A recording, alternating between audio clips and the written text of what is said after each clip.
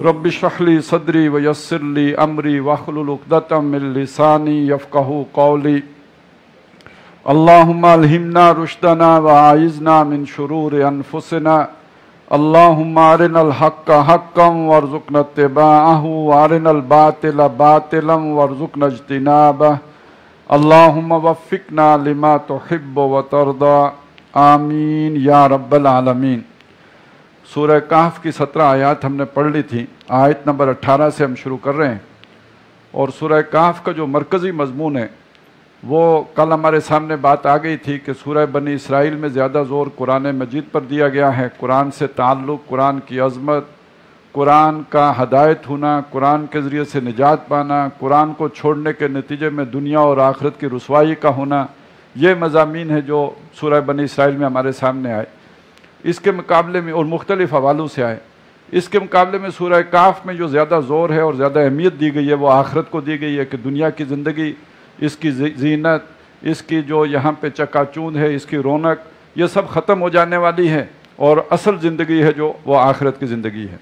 तो ये दो चीज़ें हैं जो इंसान के रुख को सीधा रखती हैं। एक तो उसकी प्रायोरिटी, उसने जिस शय को मुकद्दम करार दिया वो आखिरत हो, और दूसरा ये कि उसने रहनुमा कुरान मजीद को बनाया हो। तो सूरह बनी इसराइल का मरकज़ी मौजू कुरान मजीद, उसकी अज़मत और उससे हदायत लेना, और सूरह कहफ का मरकज़ी मज़मून दुनिया की बेबज़ाती, दुनिया की बेसबाती, इसको वाज़ेह करना और इसके मुकाबले में आखिरत की ज़िंदगी की अहमियत उसको उजागर करना।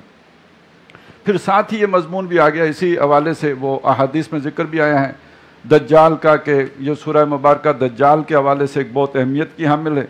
तो उस ज़मन में भी समझ लीजिए कि एक तो वो दज्जाल है ना जो फ़र्द आएगा, और उसके पास आप अगर देखें अहादीस से जो भी उसके पास होगा तो वो दुनिया ही होगी।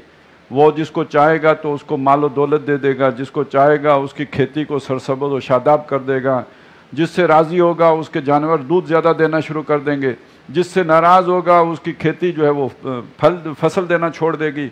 उस इलाके में बारिशें बंद हो जाएंगी जिस इलाके के लोग उसको मानेंगे नहीं। तो मालूम होगा इस दज्जाल जो कुछ हमसे छीन सकता है वो दुनिया है, और जो नहीं छीन सकता वो आखिरत है और नेकी है और ईमान है। ये वो अहादीस सारी को जमा करें तो हासिल उसका यही है, हासिल मौसूल यही है। इस एतबार से ये जो दुनिया है इसकी ज़िंदगी में जो अल्लाह ने रौनक रखी है, ये बात तो हमारे सामने आ गई कि रौनक ना हो तो एक्टिविटी ना हो, हमारे लिए ये चीज़ें पुरकशिश ना हो, जिनसे मुखालिफ के लिए कशिश न हो, खेती में कशिश न हो, माल मवेशी में कशिश न हो, मालो दौलत में कशिश न हो, तो इंसान मेहनत क्यों करे? फिर तो दिन रात लेटा रहे, कहीं जंगल में पड़ा रहे। फिर तो आम भी अगर उसकी झोली में आके गिरे तो किसी और से कहेगा कि मेरे मुंह में डाल लो, मुझसे तो नहीं खाया जाता। तो ये इंसान के अंदर मेहनत, तलब, शौक़, ज़ौक़, जिद्दोजहद, कुर्बानी और इसके लिए मशक्क़त उठाना, ये इसीलिए है कि ये दुनिया की ज़िंदगी को अल्लाह ताला ने पुररौनक बनाया है। लेकिन जब ये इतनी दिल में खुब जाए कि आखिरत की ज़िंदगी पीछे चली जाए तो यही दजल बन जाता है, यही फरेब बन जाता है, यही सबसे बड़ी दज्जालियत वजूद में आ जाती है। और ये वो दज्जालियत है जो हज़रत आदम अलैहिस्सलाम से चली आ रही है। दज्जाल ने तो अभी आना है जब आएगा, लेकिन दज्जालियत तो हमेशा से है। तो इस एतबार से ये सूरह मुबारक अगर समझी जाए, इसके मज़ामीन के ऊपर इंसान की दस्तरस हो, तो दुनिया के इस दजलो फरेब को वो बहुत आसानी से समझ जाता है। और ये तो वो दज्जाला है दुनिया के जो कभी बूढ़ी ही नहीं होती। एक तो दज्जाल है ना, वो तो आएगा, एक वक्त में आएगा, 40 दिन रहेगा, चलें वो सारा कुछ जमा करें, 1.25 साल 1.5 साल बनेगा, वो तो आया और गया, चढ़ी है आंधी उतर जाएगी।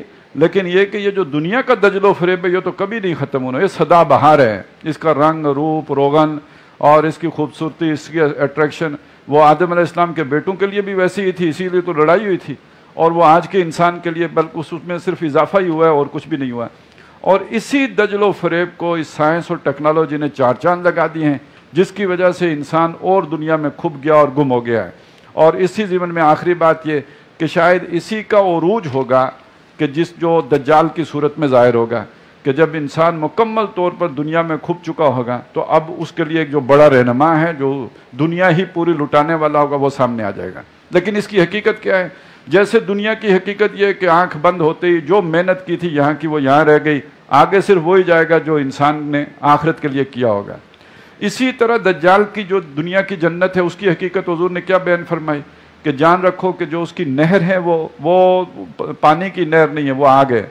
جو وہ جس آگ میں وہ جلائے گا وہ آگ نہیں ہے، وہ جنت ہے۔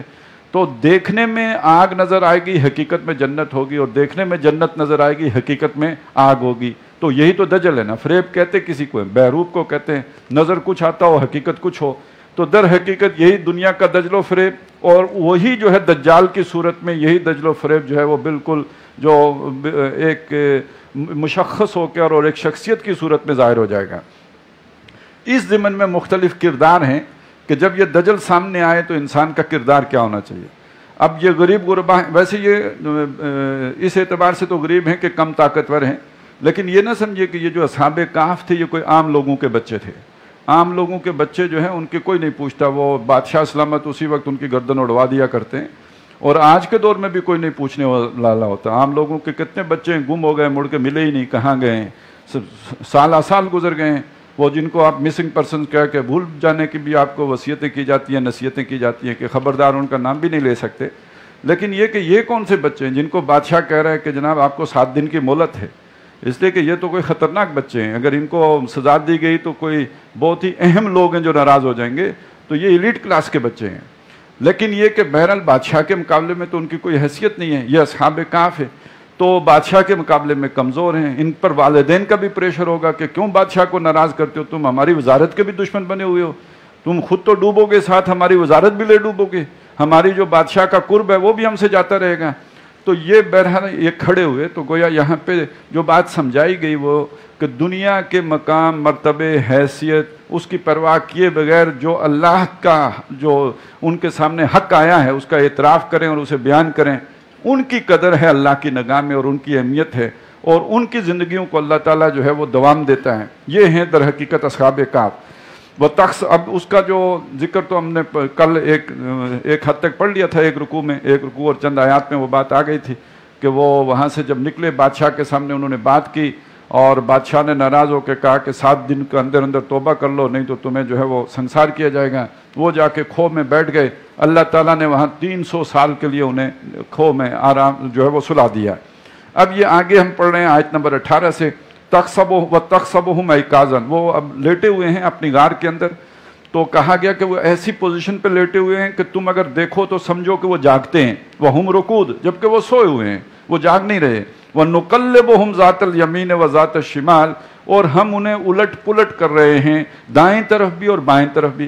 ایک ہی پہلو پہ لیٹے رہیں تو ان کے جسم زخمی ہو جائیں گے، بڈ سور ہو جائیں گے، ان کو اس سے بچانے کے لیے ان کو کروٹیں بھی دلا رہے ہیں۔ وَقَلْبُهُمْ بَاسِطٌ ذِرَاعَيْهِ بِالْوَسِيدِ، اور وہ جو کتا ان کے ساتھ ہو گیا تھا، کوئی بہت ہی بڑا خونخوار خوفناک قسم کا کتا، وہ جو ہے اپنے بازو پھیلائے ہوئے چوکھٹ کے اوپر غار کے منہ پر وہ اپنی جو ہے باہیں پھیلا کے بیٹھا ہوا ہے بڑی خوفناک صورت میں۔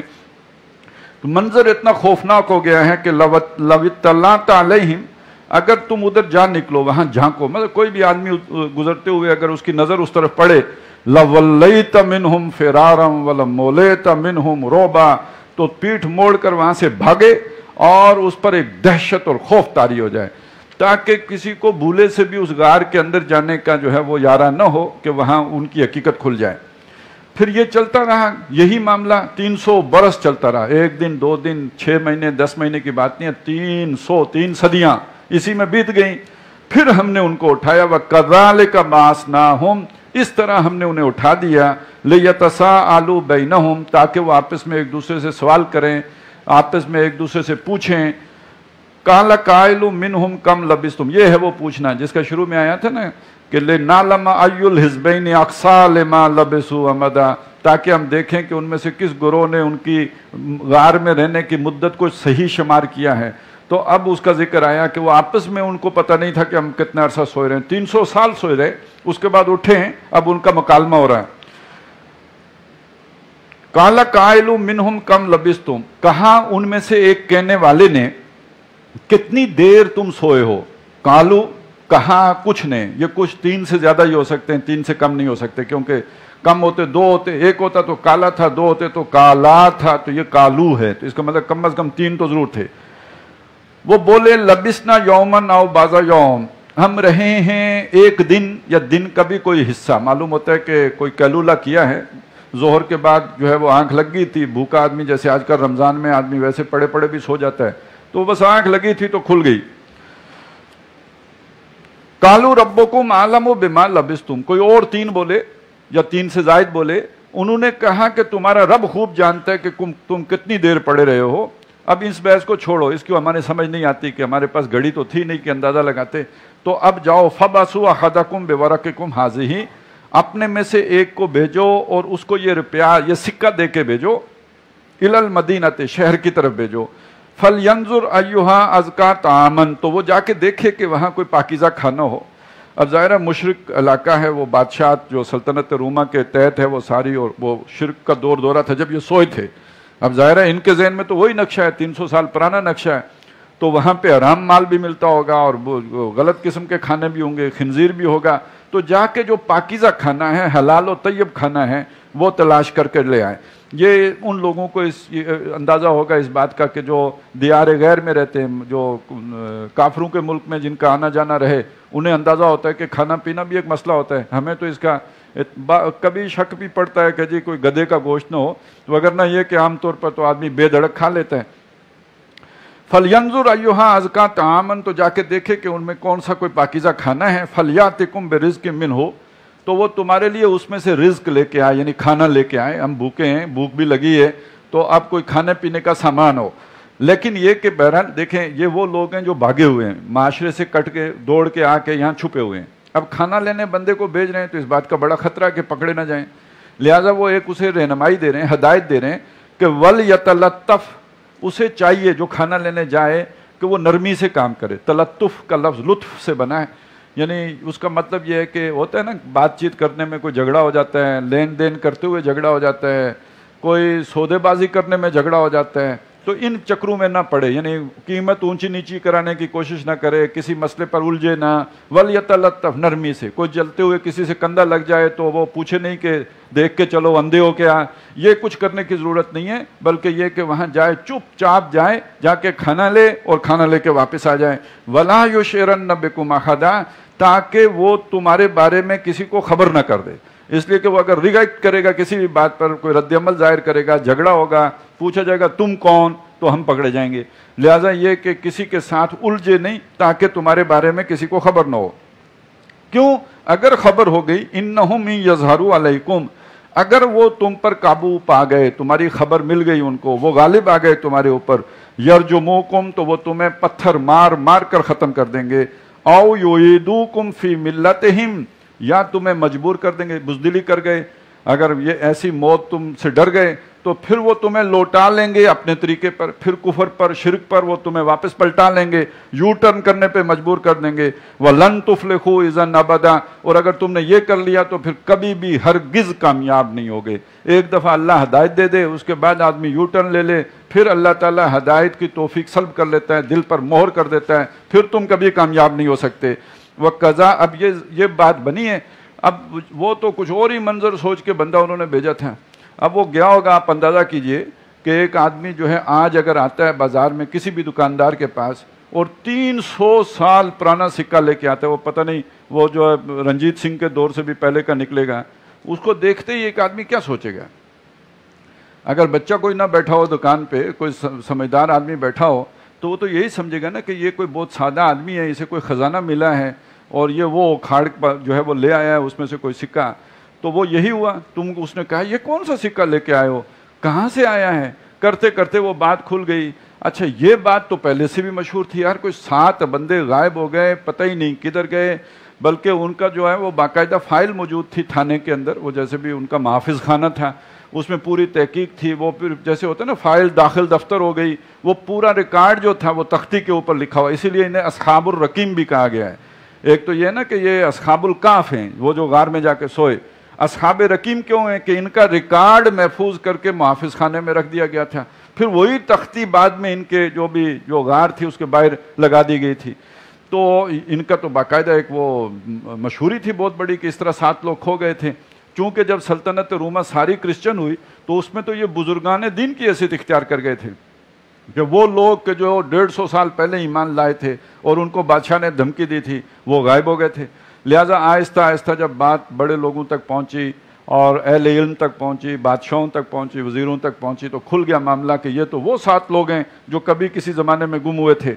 تو اب وَكَذَلِكَ آثَرْنَا عَلَيْهِمْ، اس طرح ہم نے یہ بات ان پر کھول دی، خبر کر دی، لِيَعْلَمُوا أَنَّ وَعْدَ اللَّهِ حَقٌّ، تاکہ سب لوگوں کو معلوم ہو جائے کہ اللہ کا وعدہ سچا ہے۔ یہ میں نے کل بتا دیا تھا کہ اس واقعے سے 150 سال پہلے، ان کے ظاہر ہونے سے 150 سال پہلے پوری سلطنت رومہ ان کے مذہب پہ آ چکی ہوئی تھی، یعنی عیسائی ہو چکی تھی، اور یہ وہ وقت تھا، کوئی کہتے ہیں شہر میں ایک بہت بڑے جو تیز و تند قسم کی بحث جاری تھی کہ اللہ تعالیٰ کے واپس کیسے پیدا کرے گا، روحانی زندگی ہوگی یا یہ کہ جسم کے ساتھ زندگی ہوگی، اور جنت کی آسائشات کیسے ہوں گی، اور وہ باڈی کیسے ہوگی، وغیرہ وغیرہ، جیسے کہ آدمی کی عقل پھر جب چلتی ہے تو جس طرح چلتی ہے، تو یہ بحثیں ہو رہی تھی۔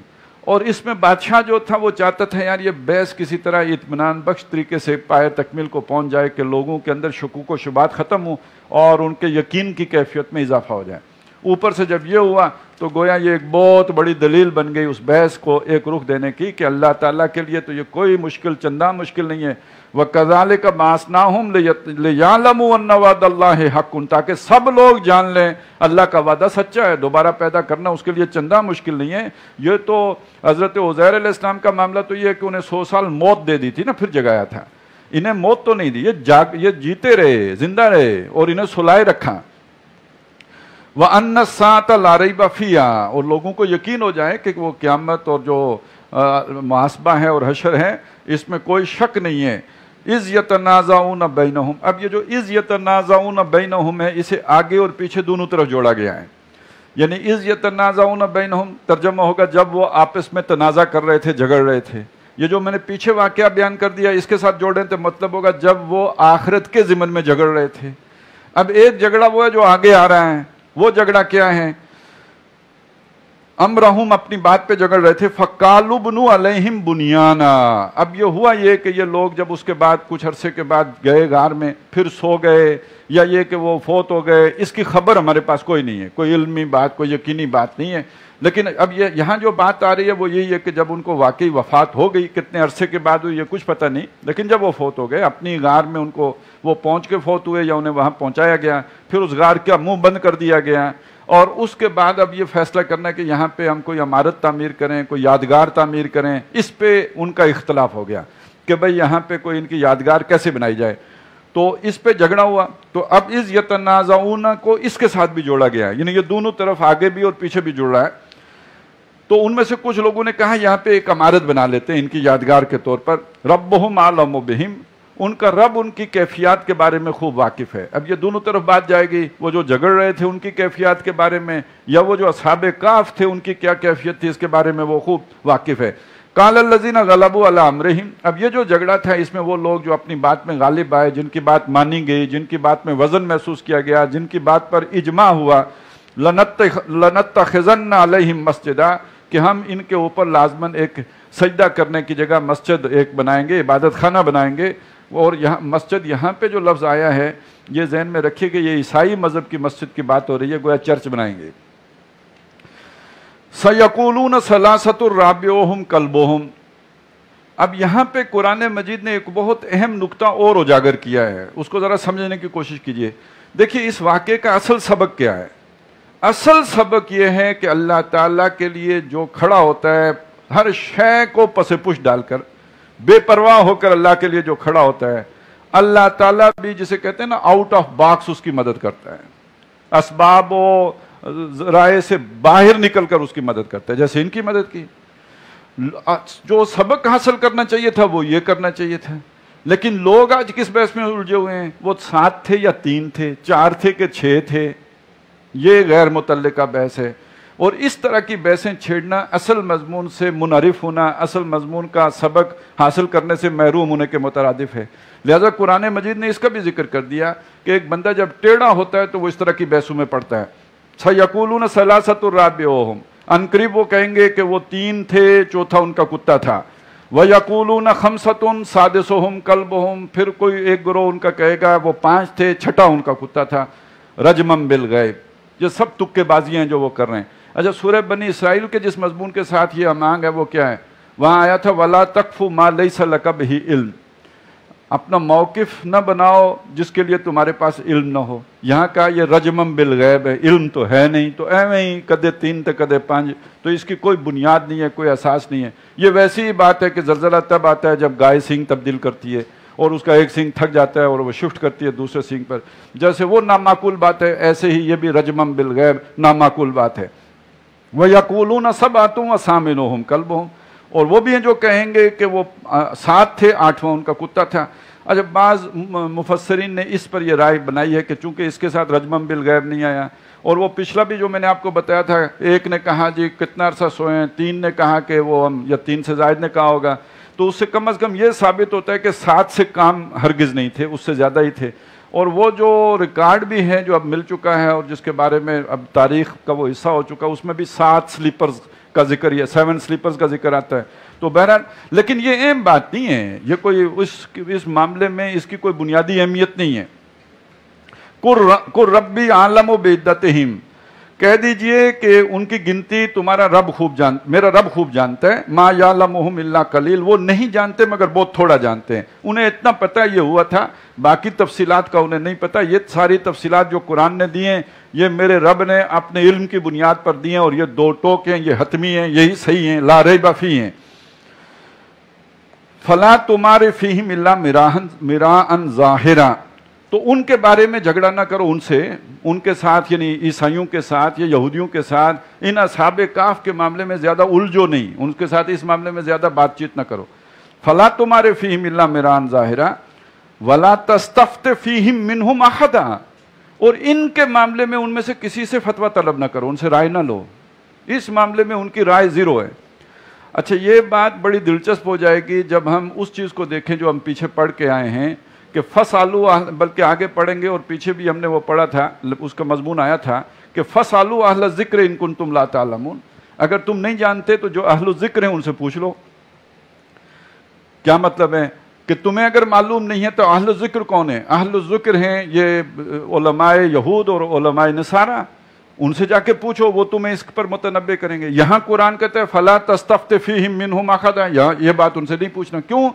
جب قرآن مجید نے ایک خبر آپ کو حتمی طور پہ دے دی ہے، یقینی طور پر دے دی ہے، بالکل درست دے دی ہے، اس کے بعد جا کر ان سے پوچھنا جن کے پاس اس معاملے میں علم قلیل ہے اور ان کا موقف اس بارے میں درست نہیں ہے، بڑی نامعقول بات ہے. تو اب یہ بات جا کے ان سے پوچھنا، یہ گویا اس سے مستثنا ہو گئی.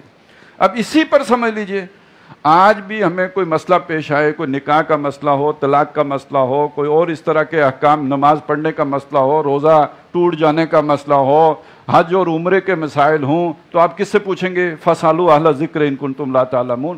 اگر آپ جو ہے وہ سند نہیں رکھتے، آپ کے پاس وہ علم نہیں ہے، آپ نے وہ چٹائی توڑ محنت نہیں کی ہے، جنہوں نے کی ہے جا کے ان سے پوچھیں، علماء سے پوچھیں، اپنے مسلک کے علماء سے پوچھیں، بریلوی بریلیوں سے پوچھیں، دیوبندی دیوبندیوں سے پوچھیں، اور اہل حدیثوں سے پوچھیں. لیکن جو اسپیشلائزڈ ہیں اس فن کے، وہ جا کے ان سے پوچھیں. لیکن ایک کام وہ خود ہی نہیں کرتے، وہ اس کو سمجھتے ہی نہیں کہ یہ ٹھیک ہے، اقامت دین کا کام. یہ بھی جا کے ان سے پوچھیں گے تو ایک ایسی ہی بات ہے جیسے اصحاب کہف کے بارے میں جا کے نصارہ سے پوچھیں گے اور یہود سے پوچھیں گے. یہ ان کا کام ہی نہیں ہے. یہ جس نے سمجھا ہے قرآن مجید سے براہ راست، یہ جا کے اس سے پوچھیں. یہ پوچھنا ہے تو ابوالکلام سے پوچھیں، یہ پوچھنا ہے تو مولانا مودودی سے پوچھیں، یہ پوچھنا ہے تو ڈاکٹر اسرار سے پوچھیں، جنہوں نے اس کے لیے زندگیاں کھپائی ہیں. تو یہ در حقیقت ہر شے ہر آدمی سے پوچھنے کی نہیں ہوتی، اور ہر شے ہر گروہ سے پوچھنے کی نہیں ہوتی. وَلَا تَسْتَفْتِ فِيهِمْ مِنْهُمْ أَحَدًا وَلَا تَقُولَنَّ لِشَيْءٍ إِنِّي فَاعِلٌ ذَلِكَ غَدًا، اور مت کہو کسی شے کے بارے میں کہ یہ کام میں کل کر لوں گا. یہ ایک اور معاملہ جو یہاں پہ ہوا ہے، وہ اللہ تعالیٰ ہیں، وہ کسی شے کو بھی جو ہمارے سامنے لاتے ہیں تو سبق کے لیے لاتے ہیں. تو یہ جب 3 سوال نبی صلی اللہ علیہ وسلم سے پوچھے گئے، ایک اصحاب کہف کے بارے میں، ایک روح کے بارے میں، ان 2 پر سے ہم گزر چکے ہیں، تیسرا تھا ذوالقرنین کے بارے میں، وہ آگے آ جائے گا. تو معمول یہ تھا، حضرت جبریل عام طور پر روزانہ ہی کی بنیاد پہ آتے تھے، تو حضور نے فرما دیا میں کام کل بتا دوں گا. اس پر وہی موقوف ہو گئی، کئی دن حضرت جبریل نہیں آئے، اور جب حضور ان سوالوں کا جواب نہیں دے پائے تو بہرحال آپ کو معلوم ہے کہ ایک معاشرے میں جو ہے چیم و گوئیاں بھی شروع ہو گئیں، اور نبی صلی اللہ علیہ وسلم پر بڑے ایک طرح کی انقباض کی کیفیت بھی طاری ہوئی. اگلی صورت میں اس کا ذکر بھی آ جائے گا.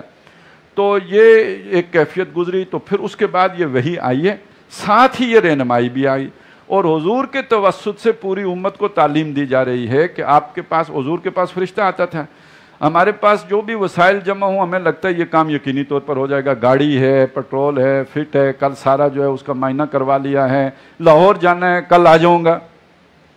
تو یہ ایک توحید پرست آدمی کی زبان سے نکلا ہوا کلمہ نہیں ہے. کل آ جاؤں گا اگر اللہ نے چاہا، یہ انشاءاللہ. دیکھیے ایک جملہ ہے لیکن اس نے بتا دیا کہ یہ توحید کا حامل آدمی ہے یا نہیں ہے.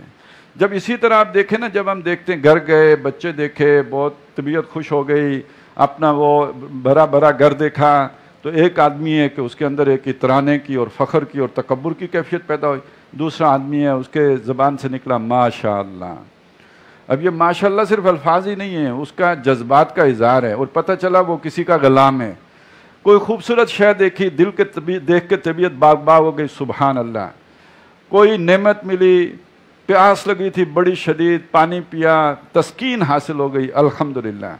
تو یہ سارے کہنے کو چند کلمات ہیں، لیکن انسان کے نقطہ نظر، اس کے زاویہ نگاہ، اس کے خیالات کی ترجمہ نہیں کرتے. اس سے پتہ چلتا ہے کہ عقیدہ کس شے کا نام ہے. میرے ایک واقعہ ہوا میرے ساتھ، میں تھا ڈاکٹر اسرار احمد جو ہے ساتھ سیٹ پہ بیٹھے ہوئے تھے، گاڑی میں چلا رہا تھا. سامنے سے ایک بچہ اسکول سے چھٹی ہوئی، اس نے جیسے بے قرار آدمی گیٹ سے باہر چھلانگ لگاتے ہیں اس طرح بچے نے سیدھی چھلانگ لگائی گاڑی کے آگے.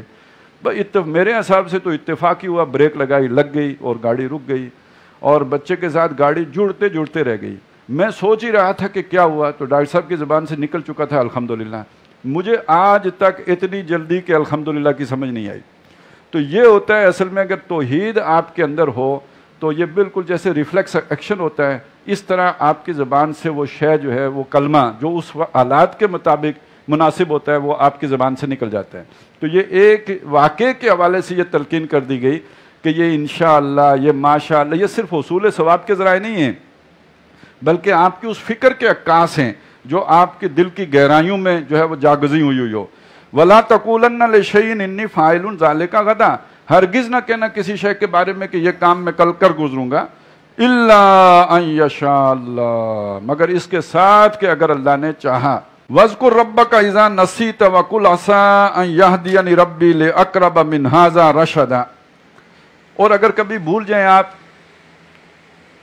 یاد نہ رہے یہ کہنا وَاذْكُرْ رَبَّكَ، تو جب یاد تو اپنے رب کو یاد کر لو، اذا نسیت، جب آپ بھول جائیں، وَقُلْ عَسَىٰ أَن يَهْدِيَنِ رَبِّي لِأَقْرَبَ مِنْ هَٰذَا رَشَدًا، اس پر بھی کہو کہ میرا رب، مجھے امید ہے کہ میرا رب عنقریب مجھے اس سے بھی قریب ترین ہدایت کا رستہ سجا دے گا. وَلَبِثُوا فِي كَهْفِهِمْ 300 سِنِينَ وَازْدَادُوا 9، اور یہ لوگ اپنی غار میں رہے ہیں 300 برس، اور 9 برس اس میں اضافی ہیں، زائد ہیں. اور اس کو بھی جو مفسرین نے جو اس کی تطبیق کی ہے کہ 309 برس نہیں، 300 شمسی سال ہیں، اور 9 برس اضافی بنیں گے اگر آپ نے قمری اعتبار سے گنتی کی ہو، تو قمری اعتبار سے 309 برس اور شمسی اعتبار سے 300 برس. قُلِ اللَّهُ أَعْلَمُ بِمَا لَبِثُوا، کہہ دیجئے کہ اللہ تعالیٰ خوب جانتا ہے کہ کتنی مدت انہوں نے غار میں گزاری ہے. لہو غیب السماوات والارض، اسی کے لیے ہیں آسمانوں اور زمین کی تمام پوشیدہ باتیں. ابصر بہی واسمع، کیا خوب دیکھتا ہے، کیا خوب سنتا ہے. یہاں یہ نوٹ کیجئے کہ چونکہ مخاطب اس میں ویسے تو مسلمان ہیں، قرآن ہماری کتاب ہے، لیکن یہ کہ پس منظر میں وہ اقوام یہود بھی ہیں، نصارہ بھی ہیں، چونکہ سوال تو ادھر ہی سے آیا تھا، لہٰذا جب جواب دیا ہے تو جو ان کی گنتی کا حساب ہے اس کو بھی بیچ میں فیسیلیٹیٹ کیا ہے. ہم تو قمری حساب سے گنتے ہیں نا، وہ گنتے ہیں شمسی حساب سے. اب وہ بیان اس طرح کیا ہے کہ ان کی گنتی کو بھی، اس کا بھی لحاظ رکھا ہے. تو اس کا مطلب ہے مخاطب کا ذہن، مخاطب کی سوچ، اس کا لحاظ رکھنا پڑتا ہے. آپ وہ ٹرمینالوجی استعمال کریں جو اگلے کی سمجھ میں ہی نہیں آ رہی ہو، اور وہ آپ سمجھیں کہ ہمارے دینی اعتبار سے تو اصل ہمارے اسلاف کا طریقہ یہی تھا یہ بات کرنے کا، اور اس میں یہی اصطلاح استعمال ہوتی تھی اور یہی الفاظ استعمال ہوتے تھے. وہ موٹے موٹے تو ضرور ہوتے ہیں، اس سے یہ تو پتہ چلتا ہے آپ بہت عالم فاضل آدمی ہیں، لیکن دوسرے کو کخ پتہ نہیں چلتا کہ آپ نے فرمایا کیا ہے. تو بہرحال تبلیغ کا تقاضا تو یہ ہے کہ اس کی زبان میں بات کریں، اس کی اصطلاحات میں بات کریں، اس کی ٹرمینالوجی میں بات کریں. اس کا ایک ثبوت یہ بھی ہے کہ قرآن مجید نے شمسی اور قمری دونوں کا ذکر کیا اس موقع پہ. مَا لَهُم مِّن دُونِهِ مِن وَلِيٍّ، ان کے لیے نہیں ہے اللہ کے سوا کوئی مختار، کوئی ولی، کوئی حمایتی، کوئی دوست. وَلَا يُشْرِكُ فِي حُكْمِهِ أَحَدًا، اور وہ اپنے حکم دینے کے اختیار میں کسی اور کو شریک نہیں کرتا. یہ کل بھی آیا تھا کہ اللہ تعالیٰ اپنے حکم دینے کے اختیار میں کسی کو شریک نہیں کرتا. سورہ بنی اسرائیل کی آخری آیت یہ تھی جس میں وہ 5 طریقے سے توحید کا بیان ہوا تھا، اور اس میں ایک یہ بھی تھا کہ وَلَمْ يَكُنْ لَهُ شَرِيكٌ فِي الْمُلْكِ، اس کی بادشاہی میں کوئی اس کا شریک نہیں ہے. اور یہاں پہ کہا کہ وَلَا يُشْرِكُ فِي حُكْمِهِ أَحَدًا، اپنے حکم دینے کے اختیار میں کسی کو شریک نہیں کرتا. اب یہ پورا واقعہ سنانے کے بعد ایک بات کہی گئی ہے.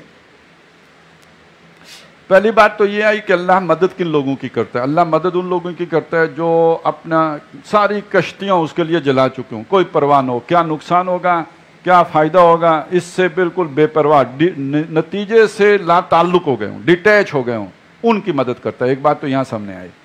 دوسری اب آ رہی ہے، اور یہ خاص طور پر مسلمانوں کے لیے آ رہی ہے، اور مسلمانوں کے ان حالات کو ذہن میں رکھیں جو اس وقت ہیں مکے میں جب یہ آیات نازل ہو رہی تھی. اب وہ مرحلہ آ رہا ہے ہجرت کرنی ہے. اب وہ مرحلہ آ رہا ہے کہ غار میں حضور کو بھی غار ثور میں 3 دن گزارنے ہیں. تو گویا بالکل اس سے ملتے جلتے حالات ہیں، لیکن ان حالات میں مسلمانوں کو جو رہنمائی دی گئی کہ تمہارا اصل سہارا کیا ہے، تمہیں تقویت دینے والی شے کیا ہے، فرمایا وَاتْلُ مَا أُوحِيَ إِلَيْكَ مِن کتاب ربک، تلاوت کیجئے، پڑھیو. اچھا، تلاوت کرنے کا مطلب یہ والا نہیں ہے جو ہم لیتے ہیں. ہمارا تلاوت کرنے کا مطلب یہ ہے کہ بس ذہن کو لگائیے تالا، یا ذہن کو بھیج دیجئے کوئی دکان کا حساب کرنے پہ، اور ادھر آپ پڑھتے چلے جائیں تو ایک ایک حرف پہ 10 نیکیاں. وہ بھی آپ کو نہیں، وہ فرشتہ کمپیوٹر چلا رہا ہے، وہ جمع کرتا جائے گا. آپ پر کوئی طرح، بس آپ نے صرف پڑھنا ہے، اور صحیح پڑھیں غلط پڑھیں مجہول پڑھیں معروف پڑھیں، اس سے بھی کوئی فرق نہیں پڑتا. اور اس میں جو غلطیاں بھی کرتے جائیں اس سے بھی کوئی، اللہ تعالیٰ معاف کرنے والا مہربان ہے. تو ہمارا تو تلاوت یہی ہے. تلاوت کا مطلب پیروی کرنا ہے، پیچھے پیچھے آنا ہے. اصل معنی تلا یتلو والشمس وضحاہا والقمر اذا تلاہا. اب سورج تو چاند تو تلاوت نہیں کرتا نا، چاند وہ ہے جو سورج کے پیچھے آتا ہے، اس کا پیروی کرتے ہوئے آتا ہے. سورج پہلے نکل گیا، رات ہو گئی، پھر پیچھے چاند آ گیا، یہ تلاہا ہے. تو گویا قرآن کو امام بنا کر اس کے پیچھے چلنے کو کہیں گے تلاوت. تو وَاتْلُ مَا أُوحِيَ إِلَيْكَ مِن کتاب ربک. تو اب مجھے اجازت دیجئے میں کروں کہ پیروی کیجئے جو وحی کیا گیا ہے آپ پر آپ کے رب کی طرف سے. آپ کے رب کی طرف سے جو آپ پر وحی کیا گیا ہے اس کی پیروی کیجئے. لا مبدل لکلماتہ، اس کے کلمات کو کوئی بدلنے والا نہیں. اس نے ایک فیصلہ کر لیا، وہ کیسے بدلے گا؟ اس نے یوسف کو مصر پہنچانے کا فیصلہ کر لیا. اب نہ حضرت یعقوب کے جذبات اسے روک سکتے ہیں، نہ بھائیوں کی سازشیں اس فیصلے کو روک سکتی ہیں. یہ تو ہو کے ہی رہنا ہے، یہ تو وہ وہاں پہنچ کے ہی رہے گا. اسی طرح نہ اللہ کے منصوبوں کو کوئی پس پوچھ ڈال سکتا ہے، نہ اللہ نے جو وعدے کیے ہیں ان کو کوئی روک سکتا ہے. لا مبدل لکلماتہ ولن تجد من دونہ ملتحدا، اور تم اس کے سوا اپنے لیے کوئی چھپنے کی جگہ نہیں پاؤ گے. اب یہ دیکھیے نا، یہ اصحاب کہف اپنے بادشاہ سے چھپ گئے تھے. موسیٰ علیہ السلام بندہ قتل کر کے وہ بھی جا کے تو مدین میں پناہ لے لی تھی انہوں نے. تم اللہ سے کو ناراض کر کے کہیں نہیں چھپ سکتے. اور ایک معنی اس کا اور بھی ہو سکتا ہے کہ دیکھیں اصحاب کہف تو جا کے غار میں چھپ گئے. اے مسلمانوں، تمہیں اللہ تعالیٰ نے اپنی رسی دے دی ہے، تمہاری پناہ گاہ یہ ہے، تم اس کے ساتھ چمٹ جاؤ. یہ واعتصموا جو اعتصام ہے نا، اس کے اندر یہ معنی موجود ہے، کسی کی مخالفت سے بچنے کے لیے یہاں کسی کی پناہ میں آ جانا. تو تمہارے لیے پناہ گاہ اللہ کی کتاب ہے، تم اس کے ساتھ چمٹ جاؤ، تم اس کے ساتھ لگ جاؤ. اچھا، یہ سورہ بنی اسرائیل کے مضامین کے ساتھ یہ جڑ جائے گا. ان ھذا القرآن یہدی للتی ہی اقوم بالحق انزلناہ وبالحق نزل. اور وہ جو حدیث بھی ہے، ان اللہ یرفع بہذا الکتاب اقواما ویضع بہ آخرین. یعنی تمہیں بچانے والی شے اب اللہ تعالیٰ نے یہ کتاب دے دی ہے، اس کو پڑھو، اس کی پیروی کرو، اسے فالو کرو. اور تم مسلمان اس کتاب کے سوا اپنے لیے کوئی پناہ گاہ نہیں پاؤ گے. تم تو غار میں بھی جاؤ گے تو میزائل پیچھے آ جائے گا. اب تو وہ ڈرون جو ہے نا، وہ تو تلاش کرتے ہوئے غار کے اندر آ کے مار کے چلے جائیں گے. لہذا تمہارے لیے پناہ گاہ اگر کوئی ہے تو وہ یہ کتاب ہے. اچھا، اب اگلی بات جو کہی ہے نا، یہ ہر دیندار آدمی جو کسی اجتماعی جد و جہد کو سمجھتا ہو کہ اس کے بغیر کام نہیں ہو سکتا، اس کے لیے بہت ہی بنیادی قسم کی رہنمائی ہے. یہ اس کے برابر ہے جو ہم نے سورہ بنی اسرائیل میں پڑھا تھا، لولا ان ثبتناک لقد کدت ترکن الیہم شیئا قلیلا. ہم آپ کو مضبوط نہ کھڑا کر دیتے تو آپ ان کی طرف مائل ہو جاتے. آدمی مائل کیوں ہوتا ہے؟ کفار کی بات کی طرف مائل کیوں ہوتا ہے؟ سازگاری پیدا کرنے کے لیے. فرکشن ختم ہو جائے، سازگاری ہو جائے. سازگاری ہوگی تو کیا ہوگا؟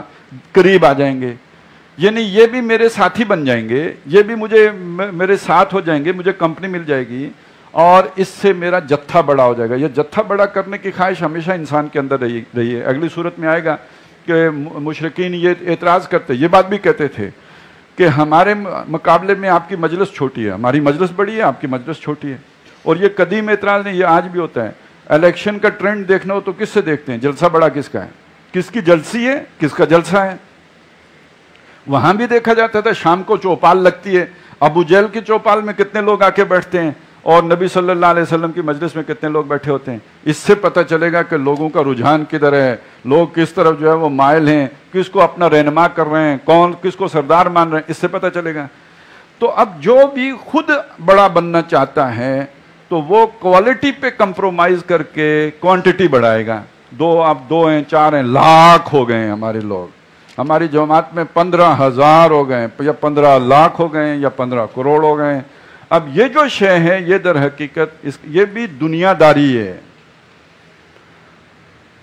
وہ جو دنیا ہے نا، جس کی زینت کا ذکر آیا تھا، اِنَّا جَعَلْنَا مَا عَلَى الْأَرْضِ زِینَةً لَهَا، تو ہر سطح کی دنیا داری ہے نا۔ ایک عام آدمی ہے جسے آخرت کی پرواہ نہیں، تو اس کی دنیا داری کیا ہے؟ مال و دولت و دنیا، اس کی فیکٹریاں، کاروبار، اولاد کا کیریئر اور جو انفلوئنس ہو رہا ہے، اس کی دنیا داری یہ ہے۔ اور ایک دیندار آدمی کی دنیا داری کیا ہے؟ وہ اگر پیر ہے تو خانقاہ بن گئی ہے یا نہیں بنی ہے؟ خانقاہ کے بغیر پیر اور خانقاہ والا پیر، دونوں میں بڑا فرق ہوتا ہے۔ جب خانقاہ بن جاتی ہے تو اس کا ٹھیا ٹھکانہ پکا ہو جاتا ہے، اب اولاد کے لیے بھی ایک جاگیر وجود میں آ گئی ہے، تو اب مسند ارشاد جو ہے میراث میں بھی آگے چلے گی۔ خانقاہ کا مطلب تو یہ ہو گیا نا، تو اب بڑا دوام حاصل ہو گیا ہے اس سلسلہ کو، جس سلسلے کی خانقاہ پکی بن گئی ہو۔ پھر اس کے بعد اگلی چیز یہ، مرید کتنے ہیں؟ جتنے زیادہ مرید ہیں اتنے پیر صاحب پہنچے ہوئے ہیں، اور جتنے مرید تھوڑے ہیں اتنے پیر صاحب جو ہے وہ کمزور پیر ہیں، اتنے کوئی مؤثر پیر نہیں ہیں، اور اتنی ان کا ویٹ بنے گا، سیاسی ویٹ بھی، قد کاٹ بھی اسی سے بنے گا کہ پیر صاحب کے مرید کتنے ہیں۔ اسی طرح کون کس کے جلسے میں کتنی حاضری ہوتی ہے، کتنے سننے والے آتے ہیں، پھر رات بھر بیٹھتے ہیں یا جلدی چلے جاتے ہیں، یہ بھی بہرحال ایک لوگ جو ہے اس سے بھی جائزہ لیتے ہیں، وہ کرتے ہیں۔ اب ایک جماعت بنی ہے، اس جماعت میں بہرحال شروع تو بنتی ہے کہ خاص طور پہ اصولی، اور بہت اس میں جو ہے ہم سچے لوگ لیں گے، کھرے لوگ لیں گے، یہ کریں گے وہ کریں گے، شرائط رکنیت بڑی سخت ہوتی ہیں۔ لیکن یہ کہ جب آدمی اس رو میں بہتا ہے، لوگ زیادہ آئیں، جتھا بڑا ہو جائے، جماعت بڑی ہو جائے، تاکہ ہماری بھی کوئی سے ہو، ہماری بات بھی سنی جائے، پتہ ہو کہ ہمارے پیچھے فالوورز کی اتنی بڑی تعداد ہے، ہمارا جو ہے وہ ٹویٹر پہ اتنے فالوورز ہیں اور وہ فیس بک پہ اتنے ہیں۔ اب یہ وہ خواہش ہے جو کوالٹی کو کوانٹٹی سے تبدیل کر دیتی ہے، اور اس کے نتیجے میں آدمی کی جو وہ اصل جس لیے وہ آپ نے ساری محنت کی ہوتی ہے وہ خاک ہو جاتی ہے۔ اب اس کے لیے رہنمائی یہاں دی ہے، یہ کم ہی لوگ ہیں جو اس پر زور دیتے ہیں۔ شاید اس اعتبار سے ان آیات کو پڑھنا پسند بھی نہ کرتے ہوں، کیونکہ یہ تو پھر ہر ایک کو اپنا اپنا اسلام ہی اچھا لگتا ہے نا۔ وہ اسلام جو ہمیں سیدھا کر رہا ہو وہ نہیں اچھا لگتا ہے، وہ اسلام جو دوسرے کی غلطی کو بتا رہا ہو وہ اچھا لگتا ہے۔ تو اس حوالے سے ذرا اس پر توجہ کیجئے۔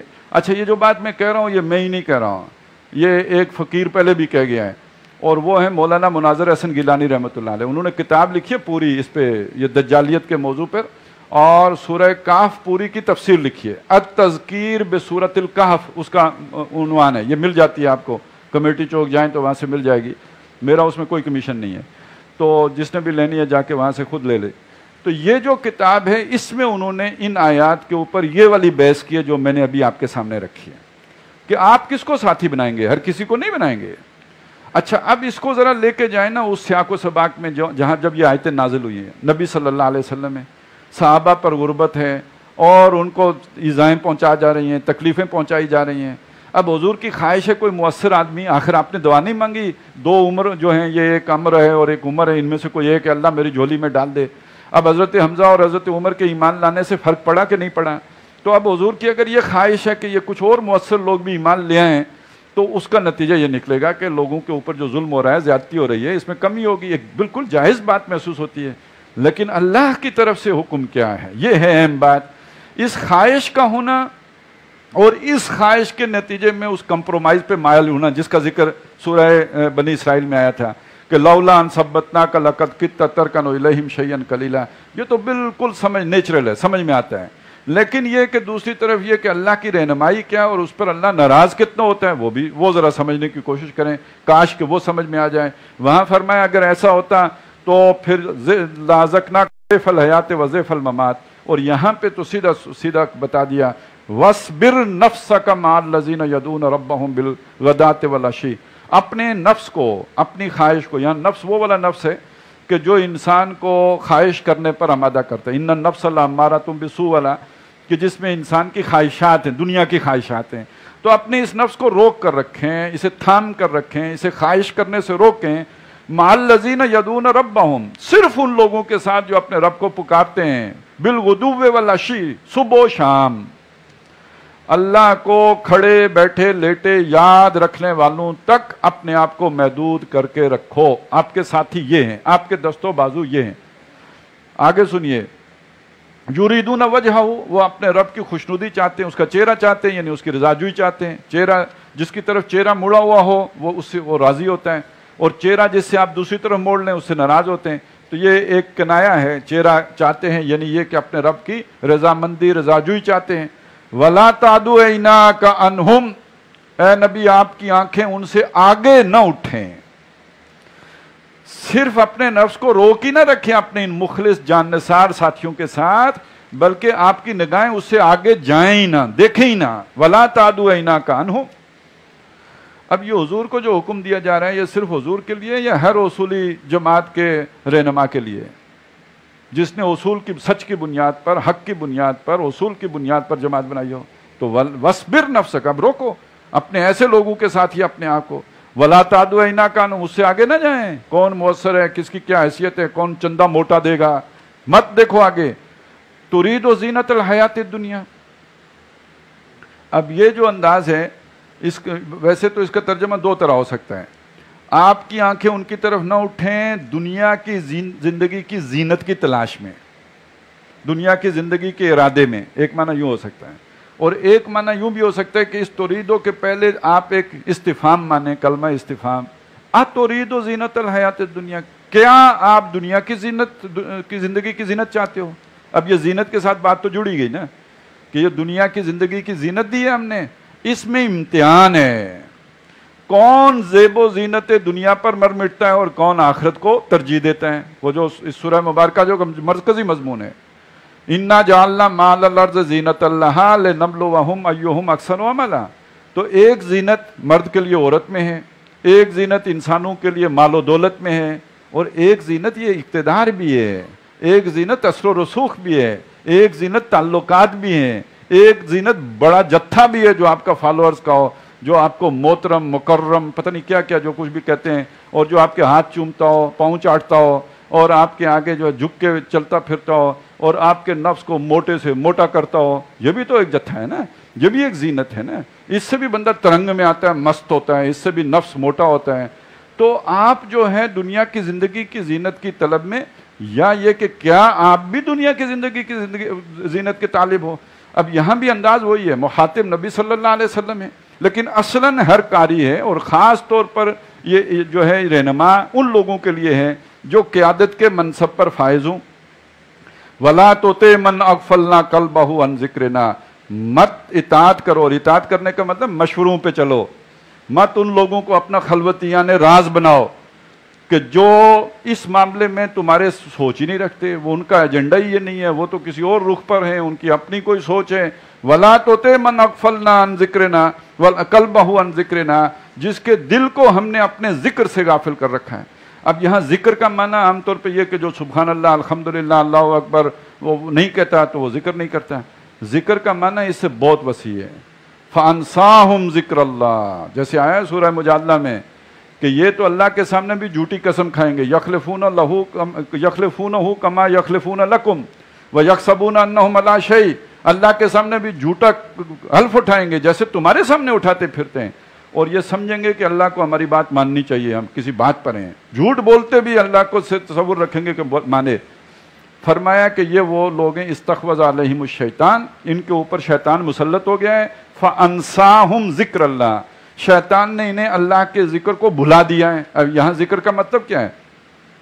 वो अल्लाह के जो भी अल्लाह कुल्ले शैइन कदीर बेकुल्ले शैइन अलीम होने की हैसियत है उसे नहीं जानते, इसीलिए तो अल्लाह के सामने झूठ बोल रहे हैं ना। अगर उनको ये मालूम हो कि अल्लाह तो दिल के भेदों से भी वाकिफ है तो कैसे झूठ बोलेंगे? तो गोया जिक्र का माना सिर्फ यही नहीं होता कि ज़बान पे जिक्र है या नहीं है, जिक्र अल्लाह का पूरा तारुफ, जो अल्लाह के उस तारुफ से नावाकिफ हैं और जो अल्लाह के इस तारुफ से नावाकिफ हैं कि अल्लाह बादशाह है और उसके बादशाहत के खिलाफ जिन्होंने बगावत की हुई है उनके मुकाबिल खड़े होना है, जैसे असहाबे काफ खड़े हुए हैं।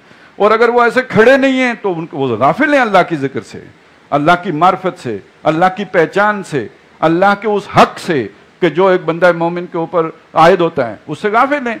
मत उनका कहा मानो, मत उनका कहना मानो। इसे हम अगर जदीद अंदाज में देखें तो देखिए, इसको यूं समझे, एक कम्युनिस्ट है जो अमेरिका में जद्दोजहद कर रहा है कि ये कैपिटलिस्टिक सिस्टम खत्म हो और इसकी जगह पे कम्युनिज्म आए। अब वो जाके किसी सरमायादार से मशवरा करे तो तुक बनती है उसकी? या एक डेमोक्रेट है और वो कोशिश कर रहे हैं सऊदी अरब में डेमोक्रेसी लाने की, और वो जाके शाही खानदान के उस फर्द से मशवरा कर रहा है जो बादशाह का वफादार है, कोई इसकी तूक बने, या वो आके उसे मशवरा दे रहा है और ये कान लगा के सुन रहा है। तो यही तो वो लोग होते हैं जो गुमराह करते हैं, डिट्रैक करते हैं, जो आपको पॉलिसियां बदलने पे मजबूर कर देते हैं। और एक शैतान काफ़ी होता है, किसी भी जहाँ फैसला ही एक आदमी ने करना हो तो उसको तो गुमराह करना सेकंडों का काम है। एक खूबसूरत जो है वो प्रेजेंटेशन, एक अच्छी इफेक्टिव प्रेजेंटेशन, तो बस वो काम तमाम कर देगी बंदे की। तो वला तोते मन अगफलना कल्बहु अन जिक्रिना वत्तबा हवाहु, और वो अपनी ख्वाहिश का पैरो, जो उसने ठान ली है उसी को वो हक समझता है और उसी का पैरोकार है। वकान अमरुहु फुरोता, और उसका मामला हाथ से निकला हुआ है, साफ मालूम है, पता है, झूठ मारता है, ये करता है, वो करता है, फिर भी उसकी बात सुनोगे तो ये दर हकीकत तुमने अपनी गुमराही पर खुद मोरे तस्दीक सबत की है। वकुलिल हक़्क़ु मिर रब्बिकुम। अब ये देखिए बिल्कुल वही मजमून है जो सूरह बनी इसराइल में आया था। वहां क्या, बिल हक़्क़ि अंज़लनाहु व बिल हक़्क़ि नज़ल, हमने इसको हक के साथ उतारा, ये हक के साथ उतरा है। वकुलिल हक़्क़ु मिर रब्बिकुम, कह दीजिए ये कुरान तुम्हारे रब की तरफ से हक है, बरहक है। फमन शाअ फलयुमिन, जो ईमान लाता है लाए। और यहां मतलब क्या, पूरा माने, कंप्रोमाइज नहीं होगा, कोई उसकी एक बात भी नहीं मानी जाएगी, ये तुम्हारे रब की तरफ से हक है। हक में कैसे कंप्रोमाइज हो सकता है? हक में गिव एंड टेक कैसे हो सकता है? एते बे कुरान गैर हाजा और बद्दिल की मुतालबा कैसे माना जा सकता है? वकुलिल हक़्क़ु मिर रब्बिकुम फमन शाअ फलयुमिन, तो जो कोई चाहे ईमान लाए, वमन शाअ फलयकफुर, जो चाहे वो कुफर करे। तो आज एक आदमी के हक होने की अलामत यह है कि वो कुरान की तरफ बुलाए और कहे कि जी आप हमारे साथी बन सकते हैं अगर आप बिला चूँ चिराग कुरान मजीद को अपना जो है इमाम हाकिम मानकर चलने के लिए तैयार हों। इससे इस पर अगर आप राजी ना हो और आप चाहते हो कि हम कुछ कंप्रोमाइज करें, हमारा आपका साथ नहीं हो सकता। या जिसे मैं दूसरी अंदाज में कहूँ, एक शख्स वो है जो कहते हैं जी उसूल ये है, हम उसूल पर चलेंगे। दूसरा वो ये लोग ये कहते हैं, हम क्या करें, आखिर लोगों की भी माननी पड़ती है, वो सुनेंगे ही नहीं तो हम आइसोलेशन में चले जाएंगे, फिर कैसे चलेंगे। तो ये इस शख्स फिर बिल आखिर खोता सर पे उठाएगा और कुछ भी नहीं करेगा। तो इसके पीछे चलेंगे तो आपको भी खोता उठाना पड़ेगा। ये खोता उठाने वाली बात जो है सुनिए आपने, बाप बेटा जा रहे थे, उनके पास सवारी एक थी खोता। तो बाप ने सोचा बेटा कमज़ोर है, छोटी उम्र का है, तो उसको गधे पे बैठा दिया और खुद नकेल पकड़ ली। जब एक बस्ती से गुजरे, लोगों ने कहा यार क्या ज़माना आ गया है, देखो ये बेटा जो है वो सवार है, बाप बूढ़े को पैदल चला रहे हैं। बाप ने सोचा बेटे की बेइज्जती हो रही है यार, ये बात वाकई अच्छी सही नहीं है। तो उसने बेटे को आगे कर दिया और खुद गधे पे बैठ गया। अगली बस्ती से गुजरे तो लोगों ने कहा कि ये कैसा जालिम बाप है, खून सफ़ेद हो गया है, बेचारे मासूम बच्चे को आगे चला रहा है और खुद मुश्तंडा अट्टा कट्टा खोते पे चढ़ा हुआ है। उसने ये बातें भी सुनी और आगे चल के दोनों बाप बेटा पैदल ही चल पड़े। खोता भी फारिग हो गया और वो भी अब जो उसका बोझ भी उतर गया। तीसरी बस्ती में पहुंचे, लोगों ने कहा इनसे पागल के बच्चा भी कोई देखा है, ये नहीं सोचते कि कोई दो में से एक खोते पे चढ़ जाएं। वो कहा यार क्या करें, फिर दोनों चढ़ गए। अगली बस्ती में पहुंचे तो उन्होंने कहा कि भाई ये देखो जालिम, ये नहीं सोचते बेज़बान जानवर है उसके ऊपर क्या जुल्म कर रहे हैं। انہوں نے کہا بھائی نہ اسے اکیلے چلا سکتے ہیں، نہ اس پہ دونوں چڑھ سکتے ہیں، نہ ایک چڑھ سکتا ہے، کریں کیا کریں؟ دونوں نے مل کے کھوتا اٹھا لیا۔ تو جب لوگوں کی سنیں گے تو الٹیمیٹلی آپ کو کھوتا سر پہ رکھنا پڑے گا، اصول پہ چلیں گے تو بہرحال جو صحیح ہے، لوگ جو بکیں سو بکیں، اور قافلے چلتے رہتے ہیں، بھونکنے والے بھونکتے رہتے ہیں۔ تو فمن شاء فلیؤمن ومن شاء فلیکفر انا اعتدنا للظالمین نارا، لیکن جو اس اصول کو مان کر نہیں چلیں گے ظالم، ان کے لیے ہم نے آگ تیار کر رکھی ہے۔ احاط بہم سرادقها، اس آگ کی کناتوں نے ان کا گھیرا کر رکھا ہے، ابھی آپ کو نظر نہیں آتا ہے لیکن یہ گھیرے میں آ چکے ہیں۔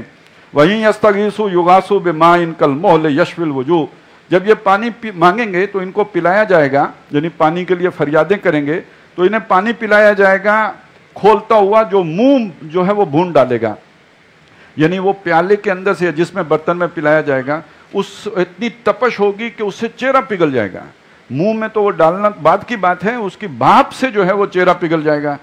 بئس الشراب، کیا برا پینا ہے، وساعت مرتفقہ، اور آرام کی کیا بری جگہ ہے۔ ذرا اس کا تقابل کر لیں، دنیا میں اسی آرام کی خاطر ہم آخرت کو بلا دیتے ہیں، زندگی اچھی ہو، کہیں فٹ پاتھ پہ نہ سونا پڑ جائے، کوئی کٹیا نہ ہو، بلکہ یہ آرام دہ برڈ، یہ وہ یہی سارا ہوتا ہے نا، اس کے نتیجے میں وہاں کے پھر یہ بے آرامی ہے جس کا نقشہ کھینچا جا رہا ہے۔ ان الذین آمنوا وعملوا الصالحات، بے شک وہ لوگ جو ایمان لائے، جنہوں نے نیک اعمال کیے۔ اب یہ نیک اعمال کیا ہیں؟ اصحاب کہف کا نیک عمل کیا تھا؟ ان کا نمازوں کا تو ذکر ہی نہیں ہے، روزوں کا بھی نہیں ہے، اور کسی بات کا ذکر نہیں ہے۔ ان کا نیک عمل کیا ہے؟ ان کا نیک عمل یہ بادشاہ کے سامنے کھڑے ہو کے دو ٹوک حق کا ہے، اللہ اللہ خیر سلام جو ہوگی دیکھی جائے گی، اوکھلی میں سر آ گیا ہے تو اب موسلے سے کیا ڈرنا ہے، جو ہوگا پھر موسلا کرے گا، ہم نے کیا کرنا ہے، ہم نے تو اوکھلی میں سر دینا ہے، وہ دے دیا، یہ نیک عمل لینا ہے۔ ان الذین آمنوا وعملوا الصالحات انا لا نضیع اجر من احسن عملا، بے شک ہم ضائع نہیں کرتے جس نے جو بھلا کام کیا، نیک عمل کیا، اچھے کام کیے، جو محنتیں کی، جو قربانیاں دیں، جو اللہ کے لیے ہڈیاں توڑوائیں، ہم اس کا کسی کا نیک عمل نہیں ضائع کرتے۔ اولئک لہم جنات عدن، ان کے لیے وہ بسنے والے باغات ہیں، یعنی وہ باغات جن کے اندر رہائشیں بھی ہوں گی، تجری من تحتہم الانہار، جن کے درمیان نہریں رواں ہوں گی، یحلون فیہا من اساور، دنیا میں تو ان کو یہ سہولتیں نہیں تھی، تو وہاں پہ ہم انہیں پہنایا جائے گا، کنگن پہنائے جائیں گے، من ذہبن، سونے کے، ویلبسون ثیابا خضرا، اور وہاں پہننے کے لیے ان کے پاس کپڑے ہوں گے سبز، من سندسن، باریک ریشم کے، و استبرق، اور گاڑے ریشم کے، یعنی وہ جو شلوار ہو وہ گاڑے ریشم کی ہو، قمیض ذرا ہلکے ریشم کی ہو، باریک کی، متکئین فیہا علی الارائک، وہااں جنت میں بیٹھے ہوں گے تختوں کے اوپر، یہ تختے وہ دکانداروں کے پھٹے نہیں ہیں، یہ بادشاہ کا تخت جو ہوتا ہے اس کا ذکر ہو رہا ہے۔ اب وہ جو وہاں عرشوں پر بیٹھے ہوں گے،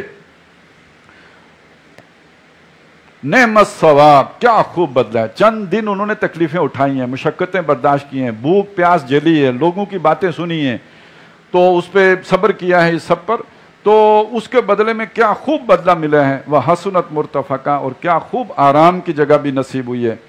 وَاضْرِبْ لَهُمْ مَثَلَ الرَّجُلَيْنِ، اور ان کے سامنے مثال بیان کیجئے دو آدمیوں کی۔ یہ بھی ایک واقعہ آپ دیکھیے، یہ بھی دنیا دار اور ایک آخرت کا یقین رکھنے والے آدمی کا مسئلہ ہے، اور اس واقعے کو پڑھیں سبق سامنے آ جائے گا۔ ان کے سامنے دو آدمیوں کی مثال بیان کیجئے۔ جعلنا لأحدہما جنتین، جو یوں سمجھیے کہ دو کلاس فیلو تھے اور بچپن کے دوست تھے، یار تھے، لنگوٹیے تھے، اور اس کے بعد یہ کہ جب زندگی کی دوڑ میں آئے تو ایک سرمایہ دار ہو گیا اور دوسرا جو ہے وہ جوتیاں چٹکھاتا رہا، وہ نکما ثابت ہوا۔ ماں باپ تو یہی کہتے ہوں گے نا، دیکھو نہ فلانے کا بیٹا کتنا آگے نکل گیا اور ہمارا جو ہے نکھٹو، اس سے تو کچھ بھی نہیں ہوا۔ رشتہ دار بھی یہی کہتے ہوں گے، وہ بیچارہ خود بھی یہی سمجھتا ہوگا، لیکن یہ کہ اللہ تعالیٰ جو بات ہمارے سامنے رکھ رہے ہیں وہ کچھ اور ہے۔ جعلنا لأحدہما جنتین، ان میں سے ایک کو ہم نے دو باغ دیے تھے، من عناب، انگور کے، وحففناہما بنخل، اور ان کے گرد ہم نے باڑ لگا دی تھی کھجوروں کی۔ کیا سب اس نے، اللہ تعالیٰ اپنی طرف منسوب کر رہے ہیں، کیوں؟ اصل میں فائل حقیقی تو اللہ کی ذات ہے نا، بھائی اس نے ارادہ کیا تھا میں یہ کروں گا، وہ نہ ہو سکتا، اس کو گردے فیل ہو جاتے، اس کے اور کوئی مصیبت ہو جاتی، شوگر ہو جاتی، پیرالائز ہو جاتا، کیسے کرتے ہیں؟ تقدیر تو یہ ہے نا، آپ نے ارادہ کیا، اس کے بعد اللہ تعالیٰ سازگاری پیدا کرتا ہے تو وہ سب کچھ ہوتا ہے نا، وگرنہ نہیں ہو سکتا۔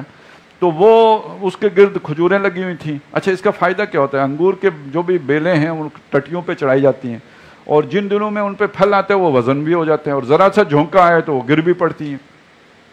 اب اگر اس کے گرد لگی ہوئی ہوں کھجوریں، اونچے اونچے درخت، تو جتنی زور کی ہوا ہے اس کو تو کھجوریں روک لیں گی، لہذا یہ انگور اس کو گرنے کا خطرہ بھی نہیں تھا، یہ برقرار رہتا ہے۔ وَجَعَلْنَا بَيْنَهُمَا زَرْعًا، اور اس کے وہ جو دونوں باغ تھے ان کے درمیان ایک کھیتی بھی تھی، زراعت بھی ہوتی تھی، وہیں سے اناج بھی مل جاتا ہے، اجناس بھی مل جاتی ہیں، سبزیاں، ترکاریاں، دالیں وغیرہ سب، یعنی جسے کہتے ہیں خود مکتفی تھا، اسے کوئی امپورٹ ایکسپورٹ کی ضرورت نہیں پڑتی تھی، سب وہیں سے اسے حاصل ہو جاتا تھا۔ کلتا الجنتین آتت اکلہا، یہ جو دونوں باغ تھے یہ پورا پھل بھی لاتے تھے، ہوتا ہے نا کسی وقت ایک سال پھل اچھا ہے دوسرے سال اچھا نہیں ہے، عام طور پہ ایسا ہو جاتا ہے، لیکن یہ پورا پھل لاتے تھے۔ وَلَمْ تَظْلِمْ مِنْهُ شَيْئًا، اور اس میں سے کچھ بھی گھٹاتے نہیں تھے۔ وَفَجَّرْنَا خِلَالَهُمَا نَهَرًا، اور اس کے دونوں باغوں کے درمیان ہم نے چلا دی تھی ایک نہر بھی، یعنی پانی بھی اندر ہی موجود تھا، اس کے لیے بھی کسی کی منت سماجت کرنے کی یا جھگڑا کرنے کی یا کسی کو پیسے دینے کی ضرورت نہیں تھی۔ وَكَانَ لَهُ ثَمَرٌ، اور اس کا پھل بھی تھا، اور یہاں پھل سے مراد ہے اس کا پھل کیا ہوتا ہے؟ آم کے درخت کا پھل آم ہوتا ہے، انسان کا پھل اولاد ہوتی ہے، یعنی اس کی اولاد بھی تھی۔ فَقَالَ لِصَاحِبِهِ، تو اس نے اپنے ساتھی سے کہا، وَهُوَ يُحَاوِرُهُ، جبکہ وہ بات چیت کر رہے تھے، ظاہر ہے اب یہ وہ ساتھی ہے جو غریب ہے، جس کے پاس کچھ بھی نہیں، باغ وغیرہ چھٹی کچھ نہیں، اور لیکن یہ کہ پرانی دوستی ہے، بیٹھتے ہوں گے چائے وائے اکٹھے پیتے ہوں گے، کوئی گپ شپ ہوتی ہوگی، اسی گپ شپ کے دوران ہو سکتا ہے کہ اس ساتھی نے کہا ہو کہ اللہ نے آپ پر بڑے احسانات کیے ہیں، بڑے مہربانی کی ہے۔ اچھا، جس آدمی نے محنت کی ہو نا، اور محنت کر کے اپنا کاروبار جمایا ہو، یا جسے ہم کہتے ہیں سیلف میڈ، جس کے پاس تھا کچھ نہیں اور اس نے دنیا میں بڑی محنت کر کے اپنا نام کمایا ہو، تو اس کے اندر ایک غرہ پیدا ہو جاتا ہے کہ یہ جو باقی لوگ پیچھے رہ گئے نا، یہ نکمے ہیں، اس لیے پیچھے رہ گئے، آخر میں زیرو سے سٹارٹ کیا نا، میرے کوئی ماں باپ نے تو مجھے کوئی وراثت نہیں دی تھی، میں نے زیرو سے سٹارٹ کر کے یہاں پہنچایا ہے، یہ باقی بھی اگر کرتے تو یہاں پہنچ جاتے۔ یہ اس کے اندر شیطان خناس پیدا کر دیتا ہے۔ اب جب اس کے سامنے آپ یہ کہیں کہ اللہ دیتا ہے تو اس کا تو دماغ گھوم جاتا ہے، یعنی اس کو تو ایک دم جو ہے اس کا بلڈ پریشر 120 سے 150 پہ جاتا ہے جب اسے آپ یہ کہتے ہیں کہ یہ اللہ نے دیا ہے، کیونکہ وہ پہلے ہی یہ سمجھ رہا ہوتا ہے کہ یہ سارے جو ہے ہڈ حرام ہیں، جن کو نہیں ملا، محنت کرتے تو ان کو بھی مل جاتا ہے، اوپر سے کہیں اللہ دیتا ہے تو وہ تو سمجھتا ہے کہ یہ اپنے ہڈ حرامی کے اوپر دلیل بھی لے کے آ رہے ہیں، بنا کے تقدیر کا بہانہ، وہ جو عمل سے فارغ ہوا مسلمان بنا کے تقدیر کا بہانہ، تو وہ تو بالکل ہی میٹر ہو جاتا ہے۔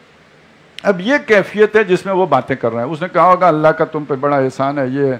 اب اس کو چڑھ گئی، اس نے کہا انا اکثر و من کا مالم وعز و نفرا، کہ میں مال میں بھی اور نفری میں بھی، تم نفری کیا ہے؟ وہی اولاد، میری اولاد بھی تم سے زیادہ ہے اور میرے پاس مال بھی تم سے زیادہ ہے۔ مطلب یہ کہ تم یہ جو فلسفے بگاڑتے ہو نا، تم عقل مند ہوتے تو تمہارے پاس بھی یہ سب کچھ ہوتا۔ یہ سارا ہونا اس بات کی دلیل ہے کہ میں تم سے زیادہ سمجھدار ہوں، میں تم سے زیادہ عقل مند ہوں، میں زیادہ جو ہے چیزوں کو باریکی سے دیکھتا ہوں۔ وَدَخَلَ جَنَّتَ، اب ان کی جو بھی بحث ہوئی وہ تو چلا گیا، یہ اپنے باغ میں داخل ہوا ہے، یا یہ کہ کسی دوسرے موقع کا یہ ذکر ہے، وہ اپنے باغ میں داخل ہوا، وَهُوَ ظَالِمٌ لِنَفْسِهِ، جبکہ وہ اپنی جان پر ظلم کر رہا تھا۔ اندازہ یہ ہو رہا ہے کہ وہ خود ہی، اس کی جو بھی کوئی اس نے بات کی ہوگی اس کے دوست نے، وہ اس کو لڑ گئی، دل میں جا کے چبھ گئی۔ اب جو بات چبھ جاتی ہے وہ دماغ میں گھومتی رہتی ہے، اس کے ساتھ خیالات آتے رہتے ہیں، تو وہ خود ہی سوچتا ہوا جا رہا ہے۔ وہ یہ کہہ رہا تھا کیسے ہو سکتا ہے، اس نے کہا تھا یہ اجڑ سکتا ہے، یہ کہاں ہو سکتا ہے، تو وہ اپنی جان پر ظلم کر رہا تھا، یعنی یہ سمجھ رہا تھا کہ یہ سارے میری پلاننگ، میرا منصوبہ، میری ایگزیکیوشن، میرے جو اپنا جو ایک مینجمنٹ ہے، یہ اس کا کمال ہے۔ قال ما اظن ان تبید هذه ابدا، اس نے پورے باغ کا جائزہ لیا، حالات دوبارہ اثر نو دیکھے، اور اس کے بعد اس نے کہا میں تو نہیں سمجھتا کہ یہ باغ اجڑ سکتا ہے۔ اس نے کہا ہوگا نا اجڑ بھی سکتا ہے، اس نے سارا جائزہ لے کے، سارا حساب جوڑ کے، اور اس کے بعد یہ فیصلہ کیا کہ میرا باغ اجڑ نہیں سکتا، ہاں کبھی بھی۔ وما اظن الساعة قائمة، اور میں نہیں سمجھتا کہ قیامت ویامت ہونی ہے، یہ مولویوں کے ٹکوسلے ہیں، قیامت ہوگی، یہ نہیں ہو سکتی۔ وَلَئِن رُدِدْتُ، اور اگر ہو گئی، وَلَئِن رُدِدْتُ إِلَىٰ رَبِّي، اور اگر مجھے لوٹا ہی دیا گیا اپنے رب کی جناب میں، لَأَجِدَنَّ خَيْرًا مِنْهَا مُنْقَلَبًا، تو میں لازماً اپنے رب کے پاس لوٹ کر اس سے بہتر پاؤں گا۔ یہ کیا مسئلہ ہوا؟ یہ مسئلہ یہ ہوا کہ اگر لوٹا دیا گیا تو اس کا مطلب ہے وہ صحیح کہہ رہا تھا، رب بھی ہے، وہ سارا کچھ وہی کرتا ہے، اچھا سارا کچھ وہی کرتا ہے تو اس نے مجھے یہ سارا کچھ پھر اس نے دیا ہے، اس نے دیا ہے تو مجھ سے خوش ہے، اس سے ناراض ہے، اس کو نہیں دیا نا، مجھے دیا ہے اس کو نہیں دیا تو مجھ سے راضی ہے، تو جب راضی ہے تو وہاں اس سے زیادہ دے گا، یہ ادھر بھی فٹ پاتھ پہ ہی سوئے گا، اور وہاں جو جنت کے محلات ہیں وہ بھی سارے میرے ہی لیے ہیں۔ تو اب اس ایک اگلے نتیجے تک پہنچ گیا، اگر لوٹ کے گئے تو مجھے وہاں بھی اس سے بہتر ملے گا۔ اب یہ بات اس نے اپنے اس دوست کو بھی کہی ہوگی، کسی جب دوسری ملاقات ہوئی تو جو بھی سوچا پلان کیا، جو بھی اس کے ذہن میں کھچڑی پکی، اب وہ کھچڑی اس نے ساری اس کے سر پہ اونڈیلی۔ کالا لہو صاحب ہو، اب جب اس کے سامنے کہا تو اس نے مڑ کے اس سے کہا وہو یحاورہ، وہ بات چیت کر رہے تھے، اکفرت بالذی خلقک من تراب، تم کہتے ہو قیامت نہیں ہوگی تو تم کفر کرتے ہو اس ہستی کا جس نے تمہیں پیدا کیا مٹی سے، ثم من نطفۃ، پھر ایک حقیر پانی کی بوند سے، ثم سواک رجلا، ان چیزوں سے گزار کر تمہیں چنگا بھلا موٹا تازہ اٹا کٹا آدمی بنا دیا، اس ہستی کا انکار کرتے ہو۔ اچھا وہ تو آخرت کا انکار کر رہا تھا، تو یہ اس ہستی کے انکار کی بات کیسے ہو گئی؟ اصل میں آخرت کا انکار اللہ کا انکار ہے، کیوں؟ اللہ کی قدرت کا انکار ہے، وہ دوبارہ پیدا نہیں کر سکتا، میں مٹی ہو جاؤں گا، میری ہڈیاں گل سڑ جائیں گی، وہ کیسے بنائے گا؟ تو گویا اللہ کل شیء قدیر نہیں ہے، تو اللہ کی ایک صفت کا انکار کرنا بھی اللہ کے انکار کو مستلزم ہے، لہذا در حقیقت اس نے اللہ ہی کا انکار کیا۔ اور اگر اب یہ انکار کر کے وہ کسی اللہ کو مانتا ہے تو اس اللہ کو نہیں مانتا کہ جو ہے، یہ ہم نے کسی خود ساختہ اللہ کو مانتا ہے، یہ اس کا اپنا بنایا ہوا اللہ ہے جس کو وہ مانتا ہے، جس اللہ کا تعارف کتاب کراتی ہے اس کو نہیں مانتا، لہذا کفر ہو گیا۔ لیکنہ اللہ ربی، تم جو مرضی کرو لیکن میرا رب تو اللہ ہے، ولا اشرک بربی احدا، اور میں اپنے رب کے ساتھ کسی کو شریک نہیں کرتا۔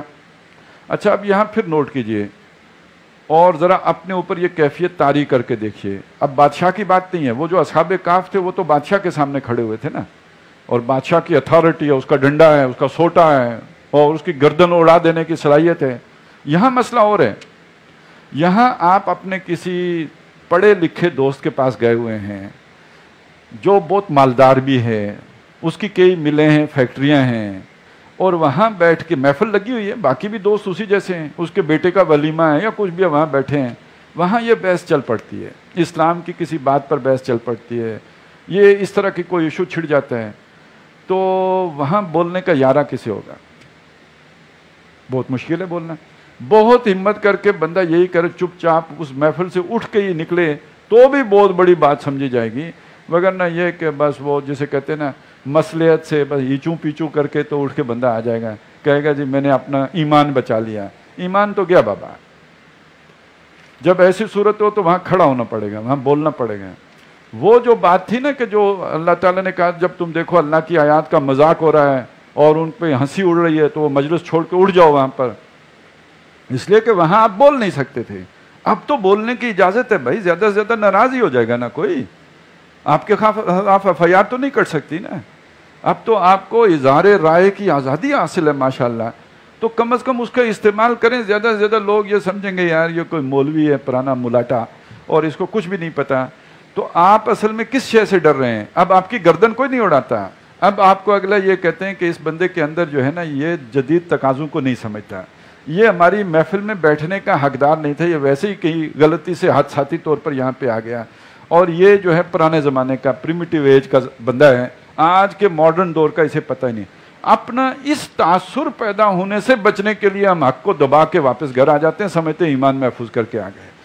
تو یہ یہاں اللہ تعالیٰ اسے اس لیے کوٹ کر رہے ہیں کہ یہ سامنے رہے کہ دنیا کا ایک یہ پہلو بھی ہے کہ آدمی کے بارے میں ایک تاثر خراب نہ پیدا ہو جائے، اس کو بھی بچانے کی وہ کوشش کرتا ہے، اس کی بھی پرواہ نہیں کرنی چاہیے۔ اس نے صاف کہا کہ میں تو اپنے رب کے ساتھ کسی کو شریک نہیں کرتا، یہ جملہ بھی یاد رکھیں، اس نے اس کے باغوں کو رب کا برابر قرار دیا۔ شرک کا مطلب کیا ہوتا ہے؟ یعنی جو کام اللہ کرتا ہے اس کی جگہ پہ یہ باغ آ گئے، اللہ رزق دیتا ہے، اس نے سمجھا مجھے رزق باغ دیتا ہے، اللہ تعالیٰ جو ہے وہ اسباب پیدا کرتا ہے، یہ سمجھتا ہے یہی اسباب ہے میرے لیے جو زندگی کے ہیں، تو یہ در حقیقت وہ شرک ہے جو اسباب اور ذرائع کے نتیجے میں انسان کے، یہی وہ ماشاءاللہ اور انشاءاللہ کے ساتھ یہ بات جڑتی ہے۔ اب آپ ذرا سوچئے ایک بات کو کہ آج کے انسان کا سب سے بڑا مسئلہ کیا ہے؟ بادشاہ تو مسئلہ نہیں ہے، آج کا یہ مسئلہ ہے روپیہ خدا ہے، دولت خدا ہے، اسباب خدا ہیں، ذرائع خدا ہیں، ہم سمجھتے ہیں ہماری ضرورتیں یہ پوری کرتے ہیں، یہ ہیں تو اللہ بے روپیہ ذکر اللہ تطمئن القلوب، روپیہ ہو دل مطمئن رہے گا، سب کا مطمئن رہے گا، جیب میں پیسے ہوں دل مطمئن ہے کہ ٹھیک ہے کرایہ بھی ہے، گھر پہنچ جائیں گے، روٹی بھی مل جائے گی، ہوٹل پہ کھا لیں گے، اور جیب کٹ گئی، جیب خالی ہو گئی، ہیں اجنبی شہر میں، اب دلوں کو قلوب کو جو ہے اطمینان حاصل ہوگا؟ معلوم ہوا آج اللہ کی جگہ پہ آ کے روپیہ پیسہ درہم دینار دولت اسباب انہوں نے ڈیرا ڈال لیا ہے۔ یہ ہے آج کے دور کا سب سے بڑا مسئلہ، اور یہ وہ شرک ہے جس کی یہاں پہ نفی کی گئی ہے، مادہ پرستی کا شرک۔ وَلَوْلَا إِذْ دَخَلْتَ جَنَّتَكَ قُلْتَ مَا شَاءَ اللَّهُ لَا قُوَّةَ إِلَّا بِاللَّهِ، ایسا کیوں نہیں ہوا جب تم اپنے باغ میں داخل ہوئے تو تم نے کہا ہوتا ماشاء اللہ؟ اب دیکھیں ماشاء اللہ، آدمی اسے اپنے زور و بازو سمجھے شرک ہے، جو اللہ نے چاہا یہ سمجھے یہ توحید ہے۔ تم نے کہا ہوتا کہ جو اللہ نے چاہا لا قوت الا باللہ، اللہ کے سوا کسی کے پاس کوئی قوت نہیں، نہ میرے زور بازو سے یہ باغ جو ہے وہ تیار ہو سکتا تھا، نہ یہ باغ اگر اللہ چاہے تو مجھے رزق دے سکتا ہے، یہ تو اللہ کی چاہ سے ہوتا ہے، وہ سارا کرتا ہے تب یہ ممکن ہے۔ ان ترنی انا اقل منک مالا و ولدا، اگر تو نے یہ دیکھا تھا کہ میں مال اور اولاد کے اعتبار سے، اب وہ ثمر کی بالکل تشریح آ گئی ہے، ثمر پھل کون سا ہے؟ اولاد، نفری اولاد، اگر تم نے یہ دیکھا تھا کہ مال اور اولاد کے اعتبار سے میں تم سے کمتر ہوں، اقلیت میں ہوں، تو تمہیں اللہ کا شکر ادا کرنا چاہیے تھا۔ اب اس کا کوئی دل دکھ ہی گیا۔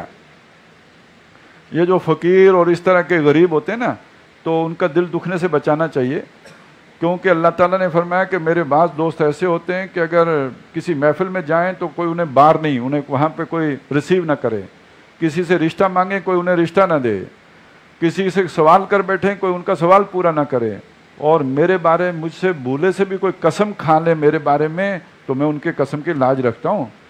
انفلوئنس آپ کا اے سی کے پاس ہے، ڈی سی کے پاس ہے، پرائم منسٹر کے پاس ہے، اس کے انفلوئنس کا اندازہ لگائیں جس کا انفلوئنس اللہ رب العالمین تک ہے۔ تو بعض بندے ایسے ہوتے ہیں، اب اس کا دل دکھا، یہ بات اس کی زبان پہ آئی، فَعَسَىٰ رَبِّي أَن يُؤْتِيَنِي خَيْرًا مِّن جَنَّتِكَ، امید ہے کہ میرا رب تیری جنت سے، تیرے باغ سے مجھے بہتر عطا کرے گا، وَيُرْسِلَ عَلَيْهَا حُسْبَانًا، اور تیرے باغ کے اوپر وہ کوئی بھیج دے گا جھونکا ہوا کا، مِنَ السَّمَاءِ آسمان سے، فَتُصْبِحَ صَعِيدًا زَلَقًا، اور اسے صاف میدان کر دے گا، ویران کر دے گا اس باغ کو، اور يُصْبِحَ مَاؤُهَا غَوْرًا، یا اس کے پانی کو نیچے لے جائے گا، فَلَن تَسْتَطِيعَ لَهُ طَلَبًا، تو ٹیوب ویل بھی اس زمانے میں تو تھا نہیں، تو اس کو واپس نہیں لا سکے گا، استطاعت نہیں رکھے گا پانی طلب کرنے کی۔ یہ اس نے کہا وَأُحِيطَ بِثَمَرِهِ، ہو سکتا ہے اس نے آگے سے مڑ کے کوئی باتیں کی ہوں ایسی جو ایسے موقع پر زبان سے نکلتی ہیں، بہرحال اس کے بعد وَأُحِيطَ بِثَمَرِهِ، اس کا پھل لپیٹ لیا گیا، فَأَصْبَحَ يُقَلِّبُ كَفَّيْهِ عَلَىٰ مَا أَنفَقَ فِيهَا، اور وہ رہ گیا ہاتھ ملتا، جو مال اس نے وہاں پہ خرچ کیا تھا، جو انویسٹمنٹ کی تھی وہ بھی واپس نہیں آئی، نفع کہاں ہونا تھا، وَهِيَ خَاوِيَةٌ عَلَىٰ عُرُوشِهَا، اور وہ باغ گرا پڑا تھا اپنی ٹٹیوں پر، جو اس کو لگائے گئے تھے سہارے ان پر، وَيَقُولُ يَا لَيْتَنِي لَمْ أُشْرِكْ بِرَبِّي أَحَدًا، اور اس نے کہا کاش میں نے اپنے رب کے ساتھ کسی کو شریک نہ ٹھہرایا ہوتا، یہاں کوئی بت نہیں ہے، کوئی اور خدا نہیں ہے، یہ مادہ پرستی اور وہ باغ ہے کہ جس کو شرک کہا گیا ہے اور رب کہا گیا ہے۔ وَلَمْ تَكُنْ لَهُ فِئَةٌ يَنْصُرُونَهُ مِن دُونِ اللَّهِ، اور اس کا ایسا کوئی گروہ نہیں ہوا، جتھا نہیں ہوا جو اس کی مدد کرتا اللہ کے مقابلے میں، وَمَا كَانَ مُنْتَصِرًا، نہ وہ خود بدلہ لے سکا، هُنَالِكَ الْوَلَایَةُ لِلَّهِ الْحَقِّ، اس طرح ولایت، یہ واو کی زبر ہے، ولایت بھی آپ نے ایک لفظ سنا ہوگا، واو کی زیر کے ساتھ ہوتا ہے ولایت، تو یہ جو ولی ہوتا ہے جس کا معنی دوست ہوتا ہے، اس سے جو مصدر آتا ہے وہ ولایت ہے، دوستی۔ اور ایک والی ہوتا ہے، آپ نے سنا والی مکہ، والی مدینہ، والی کابل، یہ گورنر جس کے پاس اقتدار ہوتا ہے، حکمران، اس سے جو مصدر آتا ہے وہ ہوتا ہے ولایا، اختیار رکھنے والا۔ تو اس طرح اختیار کل کا کل اللہ کے لیے ثابت ہو گیا، باغ کے پاس رزق دینے کا اختیار نہیں ہے، کسی آدمی کے پاس اختیار نہیں ہے کہ وہ باغ اپنا بنا لے، اختیار سارے کا سارا اللہ کے پاس ہے، ہوا خیرن ثوابم و خیرن عقبا، اور وہ اس کا انعام ہی سب سے بہتر ہے اور اس کا دیا ہوا ہی بدلہ سب سے اعلیٰ ہے۔ بارک اللہ لی و لکم فی القرآن العظیم و نفعنی و ایاکم بالآیات و ذکر۔